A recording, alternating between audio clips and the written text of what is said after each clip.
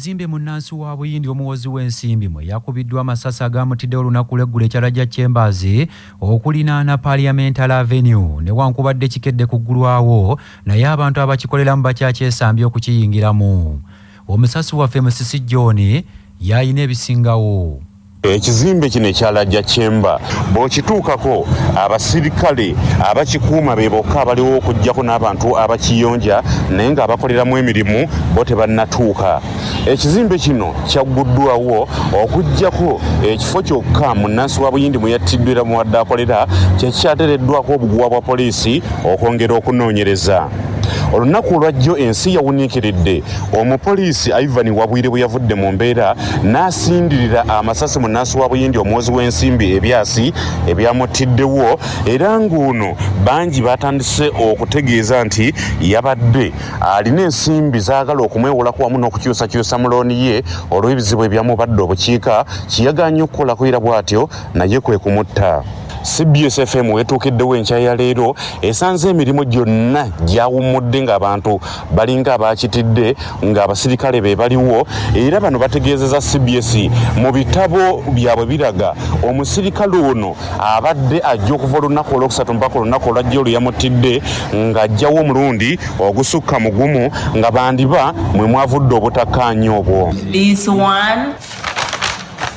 This one, he came this day, From Wednesday? From Wednesday, Thursday, up to yesterday. Then he finished him. You know this policeman. Mu kusooka olunaku olwajjo amawulire gaategeezezza nti omuyindi ono eyattiddwa abadde awula ababaka ba palamenti wabula abasirikale abakola ku kizimbe kino bategeezezza nti bizinesi eno ey'omuyindi eya TFS Financial Services ebadde ewula basirikale n'abamagye bokka nga bizinesi endala okuli eyayako banka wamu n'endala ze ziwula ababaka ba palamenti wamu n'abasuubuzi era nga ku kizimbe kino kuliko bizinesi ezisinga za kuwola nsimbi. Kinajjukirwa nti omusirikale ono Ivan Wabwire yali yagwako eddalo emabegako eyo era ng'abadde takyakkirizibwa kutambula na mmundu wabula ng'ekyebuuzibwa olunaku olwajjo ani yamuwadde mmundu oba alina gwe yaginyakuddeko naye nga yo poliisi ekyagenda mu maaso n'okunoonyereza okuzuula ekyavuddeko enjega eno. Olwakina namunaana kutunze mulana CBS FM Radio lwasamayinja mu nnanda gwe Musisi John mu Kampala.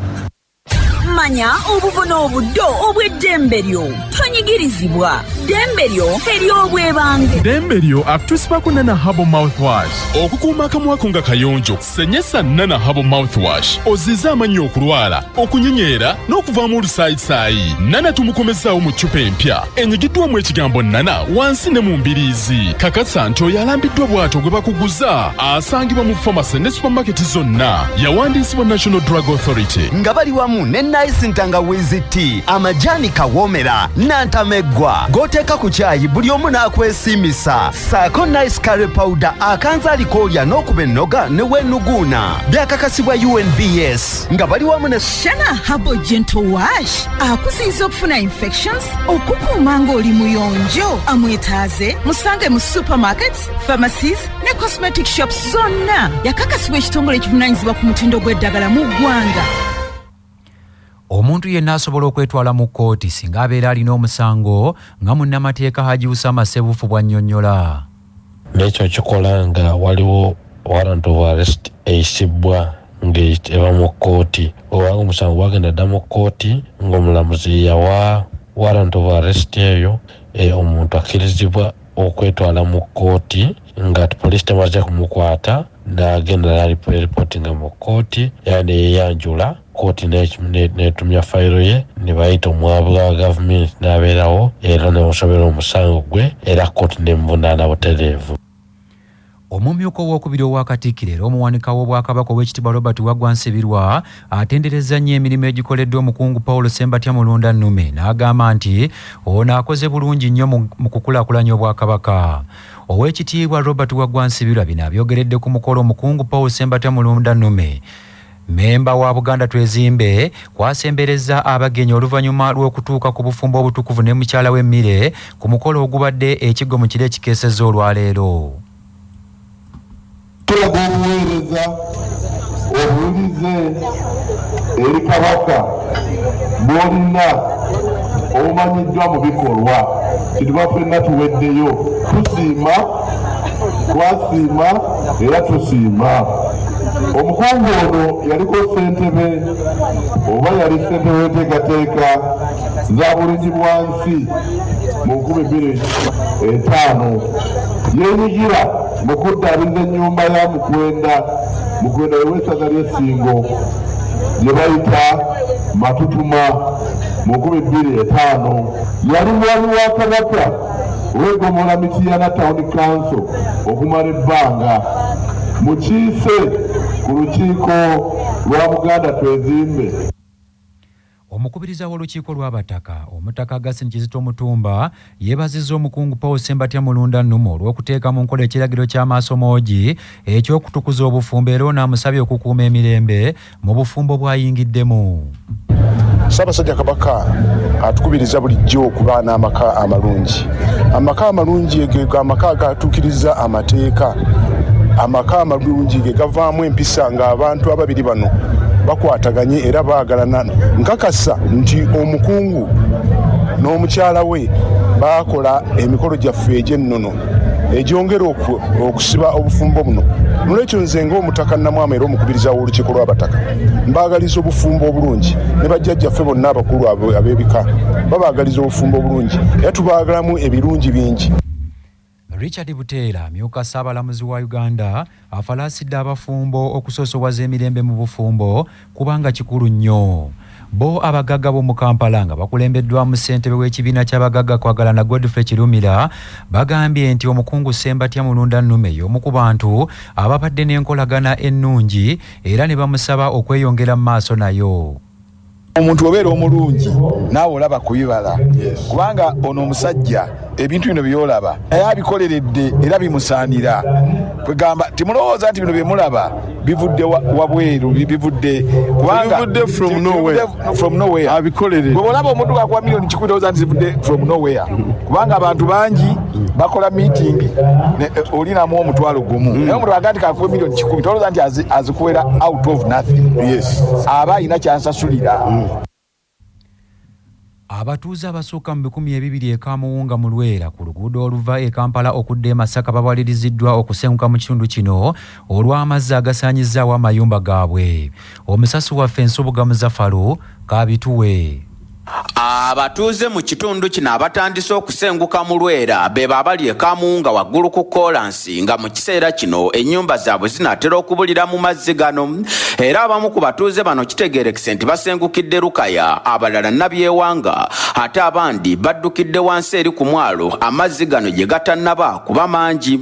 Ssemanda Ronald ono nga ye ssentebe w'ekitundu kino eky'e Kamuwunga agamba nti abatuuze abaamusa ekitundu kino basukka mu 200 kyokka nti mu kiseera kino bali mu bweraliikirivu nti endwadde zoolekedde okubasaanyaawo olw'akaabuyonjo mu kitundu kino ezibulidde mu mazzi. Kimanyi bulungi nti buli wamu amazzi gayiseeyo naye ate wange kati leero gaasusse kubanga abantu abali 250 bonna bamaze okusenguka kubanga ennyumba ezisinga zonna zajjudde amazzi.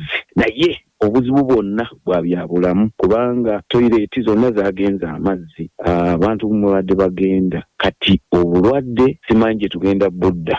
Ssemanda Ronald mu ngeri y'emu agamba nti baagala weema gavumenti gye yawa ekyalo kino eky'e Kamuwunga bagiteeke ku mwalo eri wansi abatuuze abamu babeere omwo naye nti emisoso egiyitibwamu okufuna tenti eno okugiteeka wansi ku mwalo miwanvu nnyo kuva ku disitulikiti. Ate Nsubuga Patrick ono nga yamyuka omwami wa Kabaka atwala eggombolola eno eyamutuba ebiri Bukulula. Obuzibu buno abutadde ku bayiikuula omusenyu mu kitundu kino eky'omu Lwera n'agamba nti gavumenti esaana eve mu kuliisa ebijanjaalo empiso ekolewo ekyamangu ku mbeera eno. Yongera okubira gavumenti omulanga nti mu butuufu bamusiga nsimbi baleeta ssente wano naye ate tebagenda ziteeka mu bantu balwadde. Ebiseera bingi abantu bwe bafuna obuzibu nga bwe ab'e Kamuwunga muleeta obuwunga amatundubaali naye luutu eno nsaba sibuba buwunga n'amatundubaali mujje tuteekeretekere abantu bano bapulaningira tuyiwe ettaka ewantu wano wasituka abantu baba bakubeerawo nti tenti zaaweebwa abantu b'e Kamuwunga zikoleramu n'ebiseera ebisinga bwaba bwetaavu bw'ozisengula oba oziteeka abantu bwe babeera mulwayo naye mwanguweko kuba amazzi mu butuufu wegali geetaga kwangwira. Ku lwa CBS rediyo y'obujjajja Nsubuga Muzaffaalu e Kalungu mu Buddu. Ebyokwerinda binywezeddwa ku kyalo Awangi mu disitulikiti y'Oyama wagenda okuziikibwa abadde minisita omubeezi ow'abakozi Kano Kyali Sengola eyakubwa amasasi omukuumi we gye buvuddeko. Omutesiteesi omukulu mu minisitule y'abakozi Agule Kibenge agambye nti buli kimu kiwedde era bamaze okuteekateeka okusobozesa okuwerekera omugenzi Kano Kyali Sengola mu bitiibwa ebisaanidde.